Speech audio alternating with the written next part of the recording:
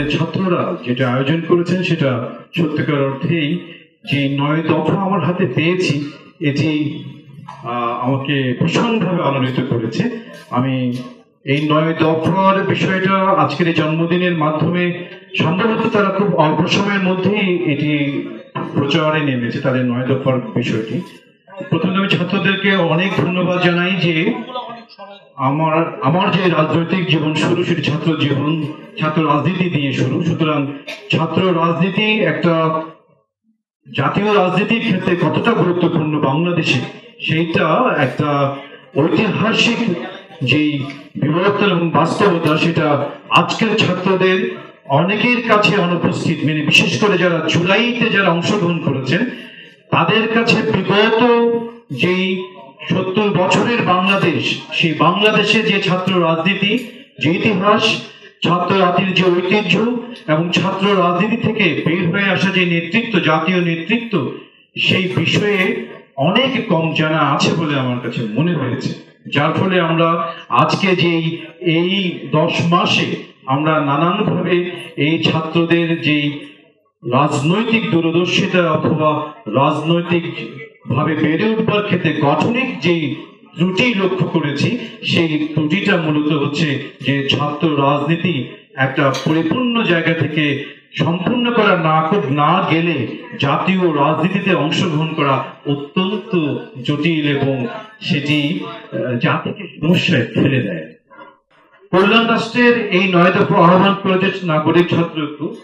এটা আমি আপনারা যারা উপস্থিত তাদের সবাইকে এটা পড়বার জন্য অনুরোধ করবো, এই কারণে যে এই 9টি এত চমৎকার ভাবে অল্প কথায় এই আকাঙ্ক্ষার কথা এখানে বর্ণনা হয়েছে, যেটি সত্যিকার অর্থে জাতীয় রাজনীতিতেও এটি গুরুত্বপূর্ণ। পাশাপাশি একজন ছাত্র কেন রাজনীতি করবে, তার কি রাজনীতি করবার প্রয়োজন, এই বিষয়টা এই 9টা যে ব্যাখ্যা আছে এটার মধ্যে এটি আছে। কারণ এই ছাত্রদের যে স্বপ্ন, সেই স্বপ্নের বাংলাদেশ আমরা এই 5ই আগস্টের রক্তের বিনিময়ে তৈরি হলেও আমাদের যে সাংস্কৃতিক এক মানের যে ত্রুটি আছে, যেখানে এখানে এটা আহ্বান জানিয়েছে ছাত্র ঐক্য, খুবই গুরুত্বপূর্ণ একটা আহ্বান যে সাংস্কৃতিক উন্নয়ন, পরিষ্কার ভাবনা, স্পষ্ট মনন ছাড়া কেউ দেশকে পথ দেখাতে পারে না। এটা অত্যন্ত গুরুত্বপূর্ণ। এত বড় দায়িত্ব নিয়ে এবং অনেকটা মানে এত গুরুত্বপূর্ণ একটা বাক্য ব্যবহার করতে, যেটা আমার মনে হয় যে বাংলাদেশের অন্যান্য ছাত্র সংগঠনদেরকেও এই বিষয়টা অত্যন্ত গুরুত্ব সহকারে পড়া উচিত। তো সুতরাং সবকিছু মিলে আমি মনে করি যে আমাদের দলের যে প্রধান এবং আমাদের দলের সভাপতি, তিনি গৌরবোজ্জ্বল একটি ছাত্র রাজনীতি করেছেন এবং যা বাংলাদেশের ইতিহাসে পুনর্বার তৈরি হওয়ার কোন সম্ভাবনা নাই যে চট্টগ্রাম বিশ্ববিদ্যালয়ের জিএস হবেন একজন, আবার তিনি ঢাকা বিশ্ববিদ্যালয়ের 2বার ভিপি হবেন। এটি আমার মনে হয় যে আবার কোন রেকর্ড তৈরি হওয়ার আর কোন সম্ভাবনা আছে কিনা আমি জানি না, কিন্তু মনে হয় নাই।